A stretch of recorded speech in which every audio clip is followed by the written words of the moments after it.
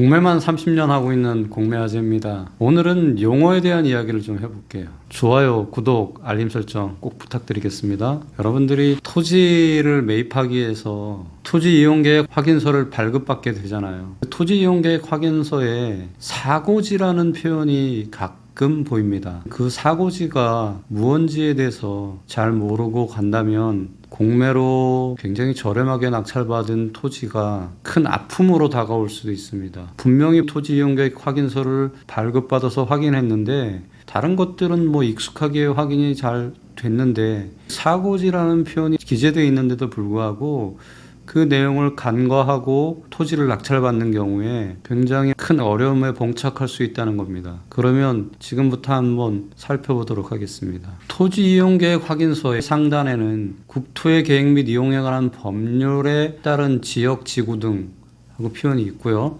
그 밑에 다른 법령 등에 따른 지역 지구 등 표현이 있어요. 또 토지 이용 규제 기본법 시행령 제9조 사항 각 호에 해당하는 사항 오른쪽에 추가 기재 토지 형질 변경 사고지 이렇게 적혀 있는 토지가 있을 수 있어요. 토지 형질 변경 사고지. 일단 사고지. 뭔가 사고가 있었다는 의미가 분명히 내포되어 있잖아요. 이 내용에 여러분들이 민감하게 반응하셔야 합니다. 토지를 형질 변경했다는 얘기는 토목사업을 했다는 의미가 되고요. 거기에 사고가 났다는 의미가죠. 국토교통부령으로 정하는 사항에 따라 토지이용규제기본법 시행규칙 제2조 2항 9호에 지방자치단체가 도시, 군 계획 조례로 정하는 토지이용 관련 정보에 근거하여 특별시, 광역시, 도중, 서울특별시, 인천광역시, 대전광역시, 광주광역시 4개 지역에서 도시계획 조례로 규정하여 기재하도록 하고 있습니다. 토지 형질 변경 사고지 이런 내용들은 요 4개의 특별시, 광역시에서 시행하고 있다는 거죠. 서울특별시 도시계획조례를 한번 예를 들어 보겠습니다. 서울특별시 도시계획조례 제10장 보칙 68조의 2 토지이용계획 확인서 등재 대상이다. 2번 별표 1에 제1호 라목 마에 따른 사고지라는 표현이 있습니다. 여기서 사고지를 이렇게 표현해놨습니다. 고의 또는 불법으로 임목이 훼손되었거나 지형이 변경되어 원상 회복이 이루어지지 않은 토지, 사고지에 근거해서 등재한다라고 되어 있습니다. 사고지가 토지이용계획 확인서에 왜 등재되는지에 대한 법률적인 근거를 말씀드렸고요. 최종적으로는 서울시 조례에 따라서 사고지라는 표현에 대한 풀이를 설명드린 거예요. 어떤 법률에 근거해서 토지이용계획 확인서에 이러한 내용들을 기재하는지 자세히 알 필요는 없습니다. 다만 사고지라는 풀이를 기억하고 계셔야 되는 내용입니다. 다시 한번 읽어드리겠습니다. 사고지는 고의 또는 불법으로 임목이 훼손되었거나 지형이 변경되어 원상 회복이 이루어지지 않은 토지. 여러분들이 경매나 공매 물건을 지번을 확인해서 토지 이용계획 확인서를 열람하거나 발급받게 되잖아요. 그럴 때 이 사고지라는 표현이 있으면 정말 집중해서 관심을 기울이셔야 됩니다. 그리고 그러한 토지는 건너가시는 게 옳은 판단이십니다. 사고지라는 얘기는 결국은 낙찰받아서 소유권자가 된다면 원상회복의 의무를 지게 된다는 의미와 동일하게 해석하시면 됩니다. 수익을 내려고 토지를 낙찰받았는데 원상회복이 필요하고 그 원상회복을 해야 될 의무자로서 지목이 된다는 거죠.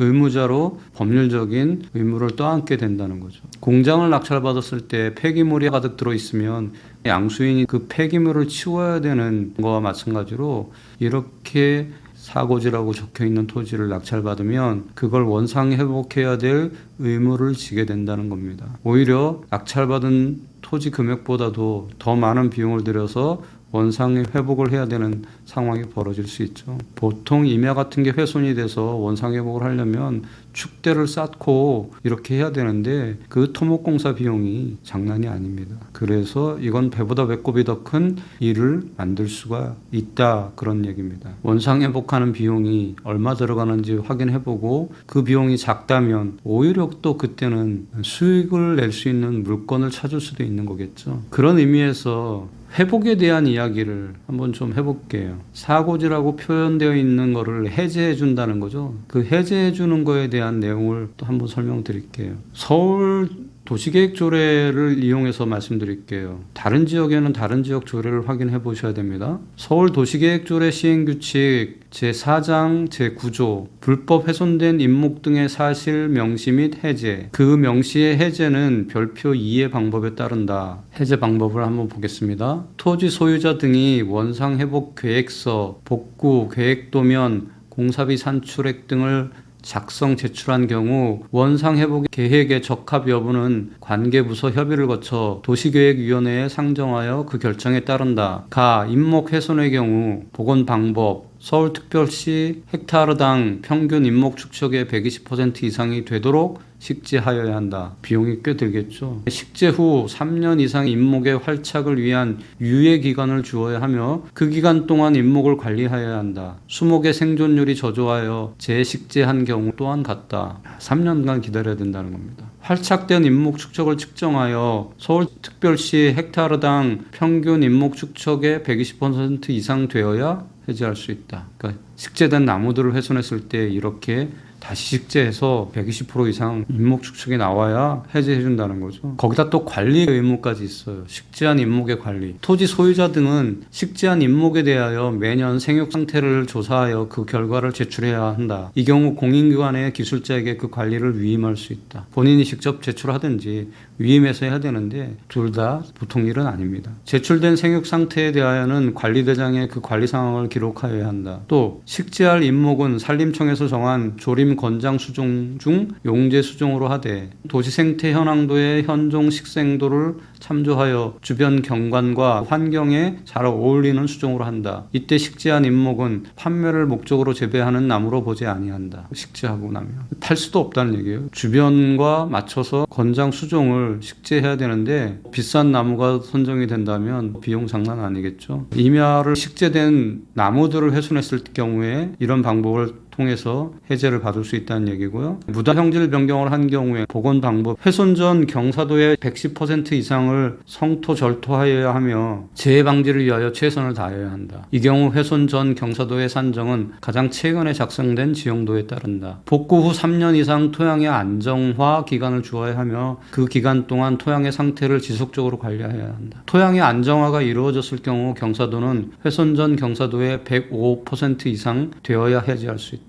다만 훼손된 성토 절토량을 파악할 수 있는 경우에는 그 이상을 성토 절토하여 복원할 수 있다. 듣기만 해도 해제 방법이 굉장히 어렵죠. 토지 소유자 등은 성토 절토한 토양의 상태, 재해의 우려 등에 대하여 조사하고 그 결과를 매년 제출해야 한다. 이 경우 담당자는 현장 조사를 통하여 토양의 상태 등을 확인하고 관리대장에 기록하여야 한다. 안반 훼손의 경우에는 어떤 방법으로도 절대 해제할 수 없다. 안반이 훼손된 사고지를 낙찰받으면 해제가 불가능하다는 얘기입니다. 무단으로 포장 또는 공작물을 설치했을 경우도 원상복구되었을 경우 해제할 수 있다. 포장했던 거 치워야 되고 공작물도 다 치워야 되고 다 치워야 된다는 거죠.